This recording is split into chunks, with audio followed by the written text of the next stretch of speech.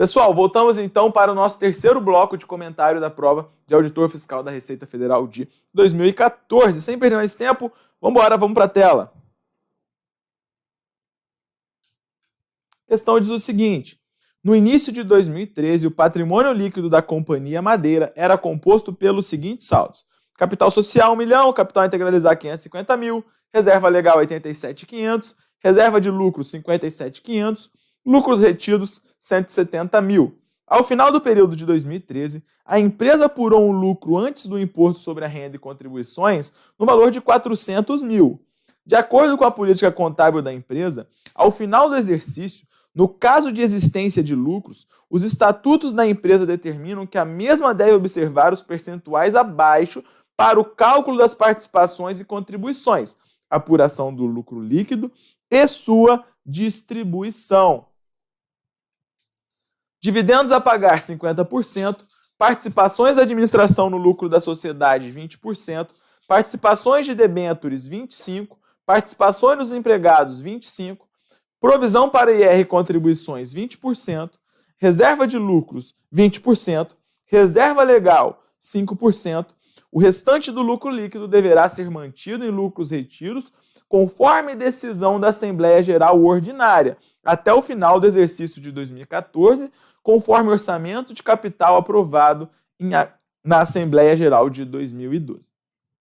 Com base nas informações anteriores, responda as questões de 13 a 16. O valor a ser registrado como reserva legal é: o valor a ser distribuído a título de dividendo é: o valor das participações dos debenturistas é. E aqui você tem uma série aí de outras perguntas. Então já sabemos que não tem para onde fugir. A gente vai ter que montar toda a estrutura aqui dessa bagaceira. Vamos lá? Então o que a gente precisa saber? Vamos começar, né, pelo começo. First things first. O que a questão falou? Que o lucro antes do imposto de renda foi de 400 mil. Ou seja, o LAIR.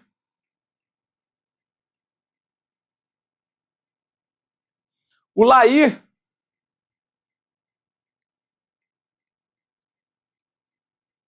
é 400 mil. Essa é a informação mais primária que nós temos, beleza? E aí, continua. Então aqui já matamos. Depois do LAIR, o que a gente tem? A gente precisa do imposto de renda. A provisão para o imposto de renda e contribuições é 20%.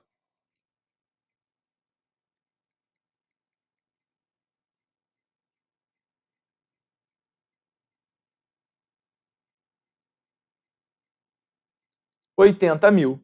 Feito isso, nós chegaremos no chamado LAPIR, que é o lucro após o imposto de renda. 320. Agora nós temos que tirar as chamadas participações, não é mesmo? As participações.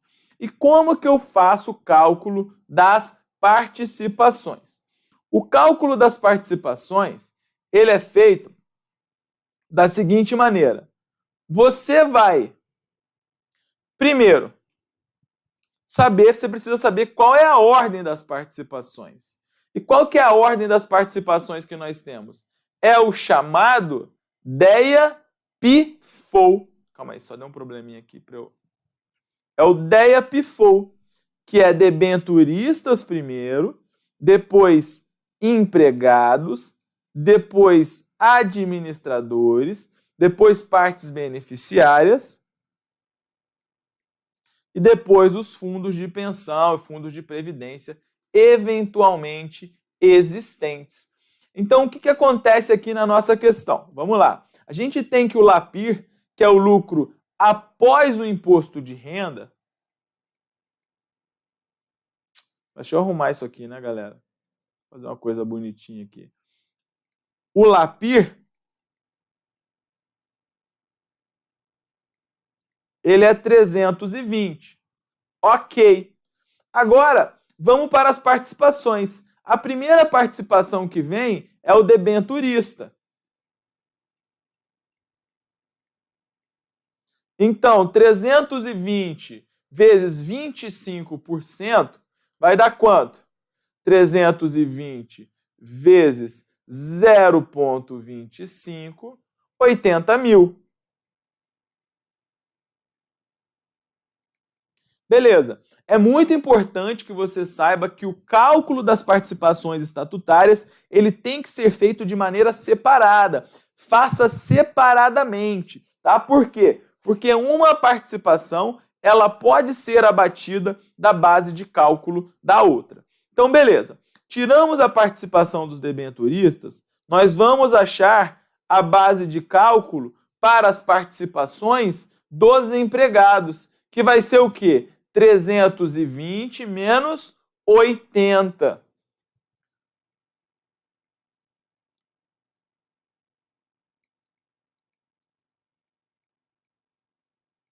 Que vai dar 240. Beleza? E aí a participação dos empregados, portanto, vai ser 25% vezes 240, que vai dar quanto? 60 mil.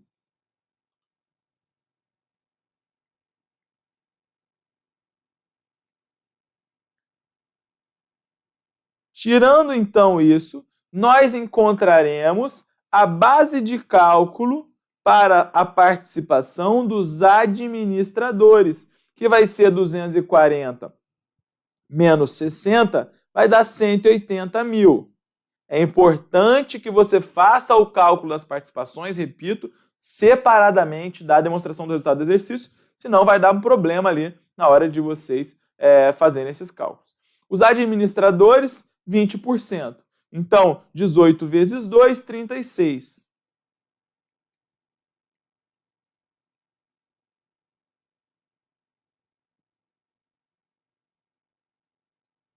Beleza, então são essas as participações existentes. Agora a gente pode voltar para a nossa demonstração do resultado do exercício. Então nós temos debenturistas 80, empregados 60 e administradores 36. Feito isso, a gente vai chegar no chamado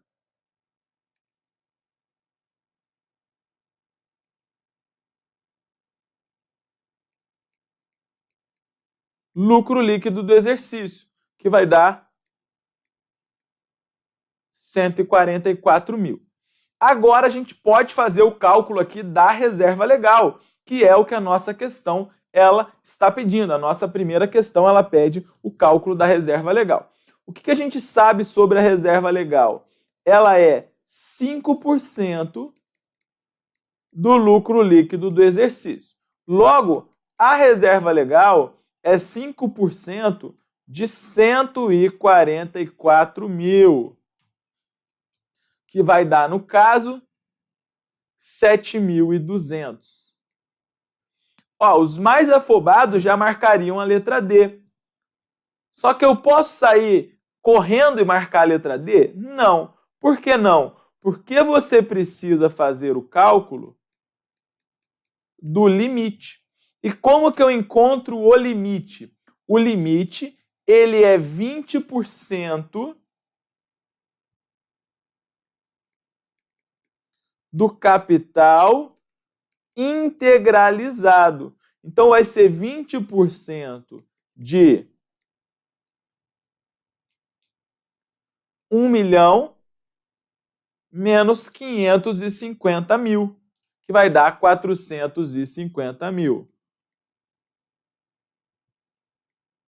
Ou seja, 90 mil.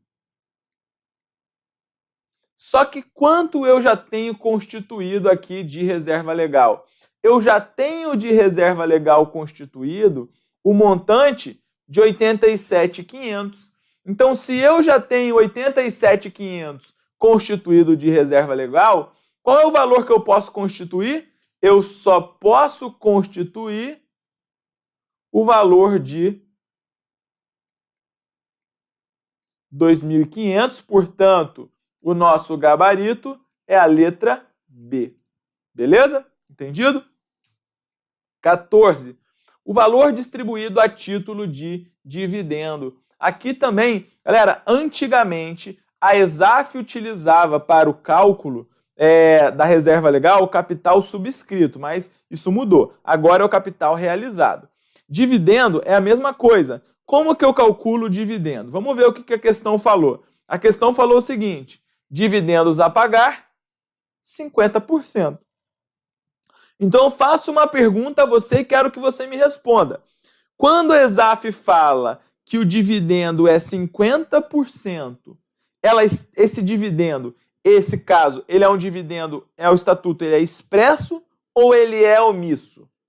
Nessa hipótese, o estatuto, ele foi expresso. Então, quando o estatuto é expresso, falou o seguinte, 50% somente, você vai pegar 50% do lucro líquido do exercício, que vai dar 50% de 144 mil. Logo, o meu dividendo, ele vai dar 72 mil reais. Né? Então, muita gente acha que você tinha que ficar ajustando para tirar reserva legal, tirar reserva de contingência, blá, blá, blá, mas não. O Estatuto Expresso mandou pagar 50% do lucro, 50% do lucro direto, gabarito 72 mil, sem fazer qualquer tipo de ajuste. Você faria o ajuste tão somente, beleza? Tão somente se o estatuto ele fosse omisso. Ou então, se uma vez omisso, ele fixasse posteriormente em 25%, ou então se o estatuto fosse expresso no sentido de que você teria que ajustar. Mas quando ele fala 50%, assim sim, pura e simplesmente, você pode pegar o lucro líquido do exercício e lançar lá 50%, que vai dar os 72 mil, beleza? A próxima questão, ela fala o valor das participações do debenturista. Nós calculamos aqui debenturista e achamos quanto? 80 mil reais. Gabarito letra A. Próxima. Com base nos dados fornecidos, pode-se afirmar que o capital autorizado da empresa é de 550 mil. Está errado. Errado por quê? A gente não tem a informação de qual é o capital autorizado. Nós temos aqui um capital subscrito, que é o valor que os sócios se comprometeram, e nós temos um capital a integralizar, que é o que falta que os sócios entreguem para a sociedade. Mas existe uma diferença, então, entre capital subscrito é o valor com o qual o sócio já se comprometeu, tá? O sócio já se comprometeu a entregar aquele valor, esse é o capital subscrito. Capital a integralizar é o capital que ainda precisa ser entregue para a sociedade. Ele já prometeu, mas ele ainda não entregou. Esse é o capital a integralizar. E nós temos ainda o capital autorizado. O capital autorizado é um valor que está no estatuto, né? É um valor que a entidade pode aumentar o seu capital social sem que haja uma alteração estatutária. Lembrando que as sociedades anônimas, elas são regidas por estatutos. E sendo regidas por estatutos, o estatuto ele é um tanto quanto mais rígido do que um contrato social. Uma sociedade limitada, por exemplo, uma sociedade pequena, geralmente é regida ali por um contrato social que é muito mais fácil de alterar. Uma sociedade anônima, que geralmente são as sociedades de grande porte no mercado brasileiro e mundial, elas são mais rígidas, então é um pouco mais difícil de alterar. Por isso que o capital autorizado, às vezes, ele permite que você faça esse aumento do capital social sem que haja uma alteração estatutária. Portanto, o capital autorizado é de 550 mil? Não, esse é o capital a integralizar. O valor a ser destinado para a reserva de lucros é de 28 mil reais? Vamos ver. O que a questão falou ainda?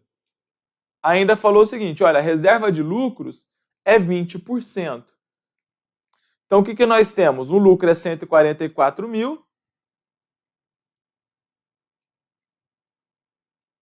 e nós destinaremos 20%.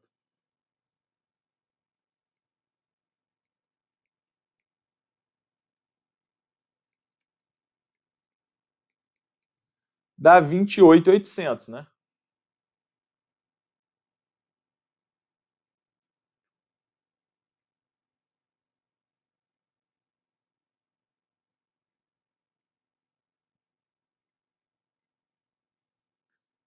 Após a distribuição do resultado, o saldo total do PL é 837. Então vamos ver como é que a gente vai fazer isso aqui. Então o que aconteceu? A gente apurou o lucro lá na DRE.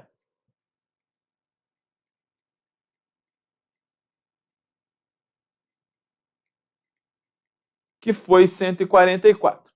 O que você faz? Você transfere esse 144 para o PL, para a conta lucros acumulados, 144. E aqui você faz as distribuições. Vamos ver. Olha só.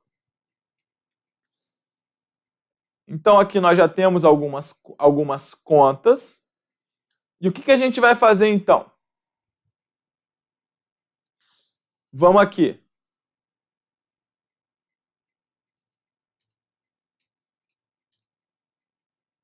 O capital social, vamos colocar aqui.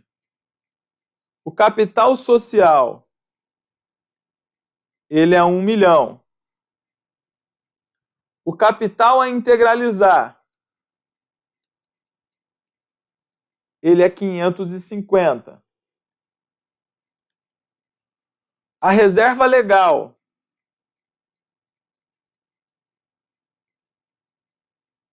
ela aqui é 87.500, que é o que a gente tinha ali de saldo inicial. A reserva de lucro, 57.500 e lucros retidos, 170.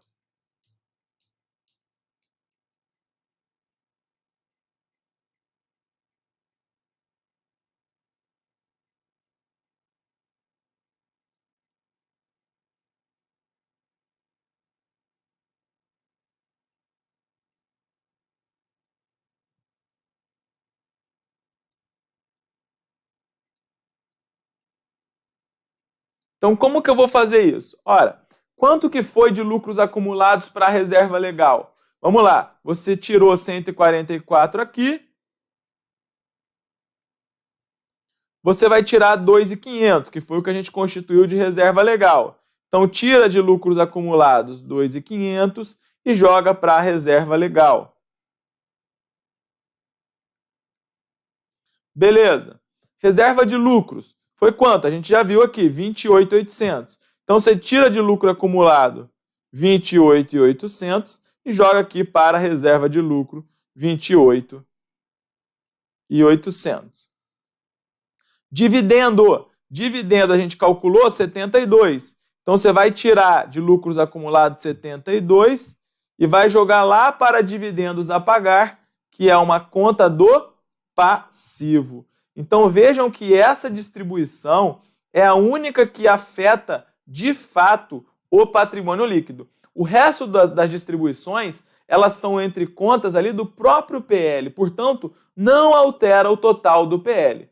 Então era só você pegar o saldo inicial e somar 72 mil. Tá? Então era a maneira mais fácil de você fazer. E o restante, né, o que sobrar ali, vai para lucros retidos, que você tira aqui 40.700, que é o valor que sobrou, que a questão fala, e vai jogar aqui em lucros retidos 40.700. Tá? Então essa era a maneira demorada de fazer. Fazendo isso, você encontraria 837 mil.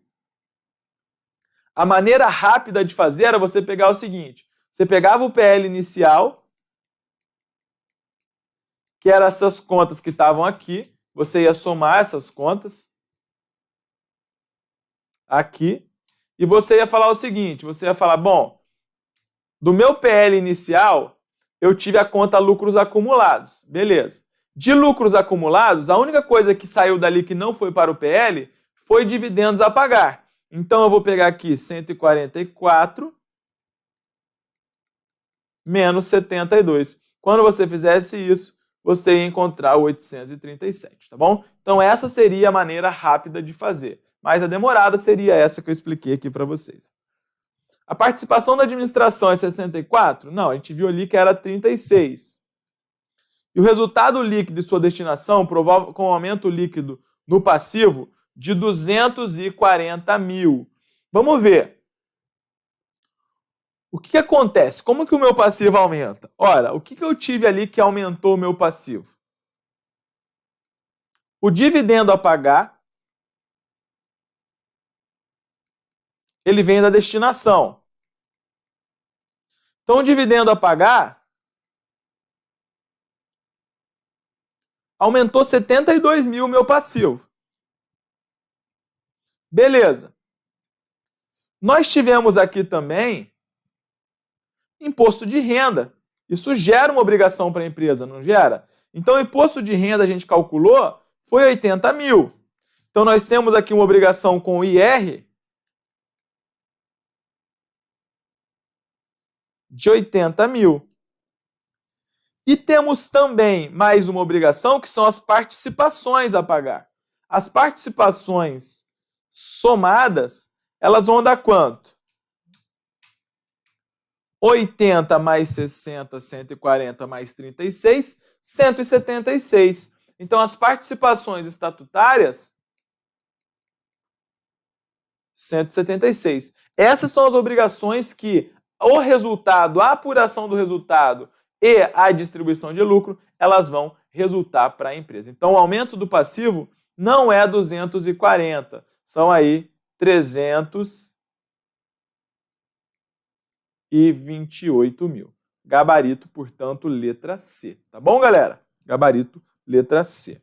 Vamos embora, então, para a nossa próxima questão. A questão diz o seguinte: a companhia Solimões Industrial adquire um terreno por 2 mil na proximidade de suas instalações para valorização. Na tomada de decisão pelo negócio foi considerada a oportunidade das condições negociadas, o início de obras governamentais nas proximidades para ampliação da malha rodoviária e a construção de um entreposto de produtos agrícolas e a consequente valorização de imóveis naquela região. Ao registrar a aquisição desse imóvel, a empresa deve classificar esse bem como. Então, pessoal, isso aqui é muito tranquilo, essa questão, né? Isso aqui é chamado de propriedade para investimento. Propriedade para investimento, que é uma conta classificada no ativo não circulante em investimento. O que é uma propriedade para investimento? É o terreno, edifício ou ambos que é mantido com a finalidade de aluguel, de valorização ou ambos, beleza? Que é o caso aqui da questão. Questão tranquila também. Vamos lá. Questão 18. No tratamento contábil das contas de reservas, são classificadas como reservas de lucros. Então vamos lá. Reserva de reavaliação? Não. Reserva de reavaliação, ela não existe mais aí na nossa contabilidade. Portanto, está errada. Reserva para contingências? Sim. Reserva de incentivos fiscais? Sim. Portanto, gabarito. Reserva de lucros para expansão? Sim. Essa é também chamada reserva de investimento ou reserva, reserva orçamentária. Reserva de ágio na emissão de ações? Não. Reserva de ágio na emissão de ações é o quê? É uma reserva de capital. Reserva de contingência, sim. E reserva de reavaliação, não. Reserva especial de ágio na incorporação, também não. E reserva legal, sim. Reserva especial de ágio na incorporação não existe aí no PL, tá bom? Gabarito, letra B. Vejam que a ESAF deixou as questões aí deixou as questões mais fáceis para o final, né, galera? 19. Essas daqui são mais complicadinhas. 19 e 20 são ligadas aí à mesma questão para a gente encerrar a nossa prova aí com chave de ouro. Em janeiro de 2011, a Companhia Amazônica... Já vamos fazer desenhando aqui. Então, em janeiro de 2011, a Companhia Amazônia subscreve 60% do capital ordinário da Companhia Mamoré. Então, o que está acontecendo aqui? Prestem atenção. A Companhia Amazônia, ela está adquirindo 60% da Companhia Mamoré. Portanto, como são ações ordinárias e as ações ordinárias são aquelas que dão direito a voto, a gente pode falar que isso aqui é uma operação de controle. Portanto, esse investimento ele é avaliado pelo método da equivalência patrimonial, o chamado MEP. Então, adquiriu por 720 mil. Então, o investimento ele está avaliado por 720 mil. Beleza.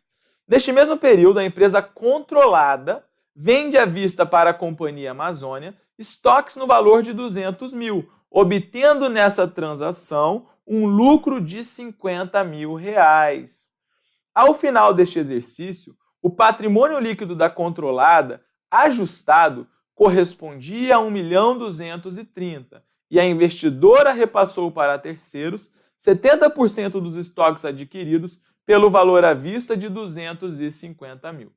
Considerando essas informações, responda as questões 19 e 20. Ao final de dezembro, no encerramento do exercício social, a Companhia Amazônia deverá efetuar um lançamento contábil de... Então vamos lá. Vamos começar do início. A Companhia Amazônia adquiriu 60% da Mamoré, o valor foi 720. Esse é o valor que está lá no ativo não circulante em investimentos. Então, o que acontece? Toda alteração que tiver no PL da Companhia Mamoré vai acabar refletindo no investimento da Companhia Amazônia. Então, isso é inevitável. Quando a Mamoré ela tiver uma transação e afetar o PL, isso afeta também o investimento. Então, o que a questão falou? Falou que no final do exercício, ou seja, em dezembro, que é justamente quando a questão quer, o PL da Mamoré era 1.230. Então, se o PL da Mamoré era 1.230, qual vai ser a participação correspondente da Companhia Amazônia? É 60%. Então, 60% de 1.230 dá 738. Então, se você analisasse aqui, você poderia já falar o seguinte, falar, olha, eu tive aqui um ganho de equivalência patrimonial de 18, porque era 720, agora minha participação 60% subiu para 738, então eu tive um ganho de 18. Só que não é correto esse raciocínio. Não é correto esse raciocínio por quê? Porque quando uma empresa ela vende ativos a outra, pode haver a ocorrência do chamado lucro não realizado.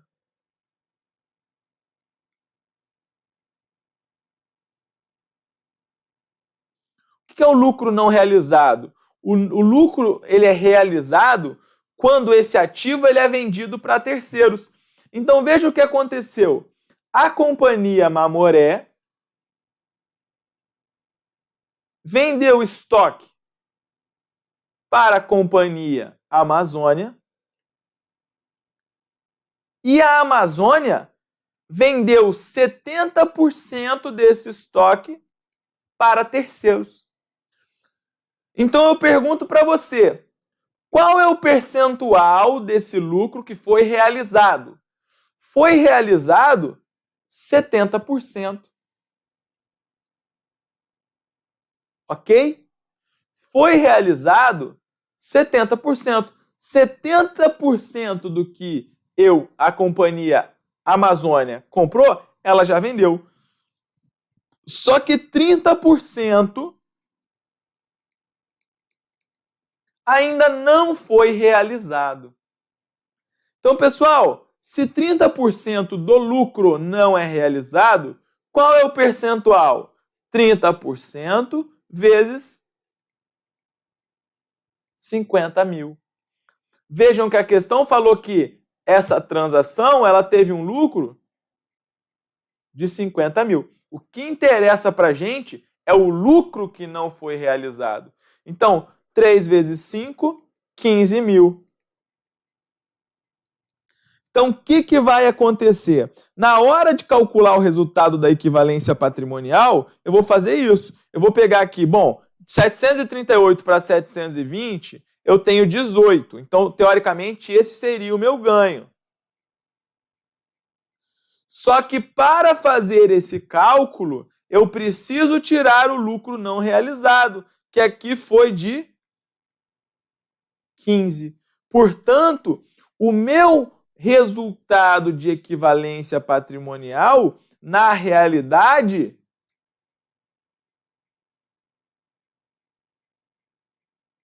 vai ser de 3 mil.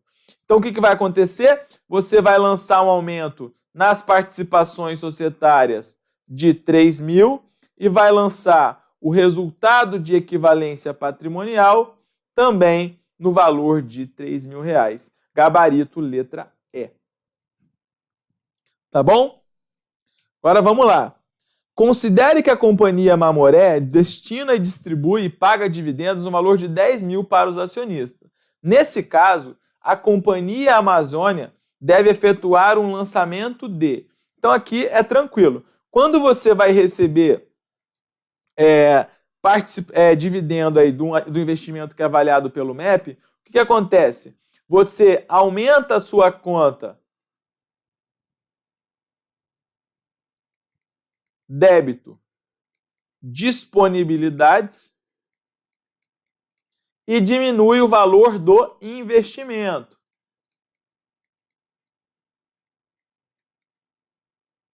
Aqui no caso, se a companhia ela vai distribuir 10 mil para todos os acionistas, a parte que me cabe é 6 mil. Então, vou colocar aqui débito, disponibilidade, 6 mil, que é o que vai entrar no meu caixa relativo a isso, e crédito, investimento, 6 mil reais. Gabarito, portanto, letra B de bola. Tá bom? E assim nós encerramos, então, os comentários aí da prova de auditor fiscal da Receita Federal aí de 2014. Agradeço, então, a atenção de todos. Um abraço, pessoal, e até a próxima.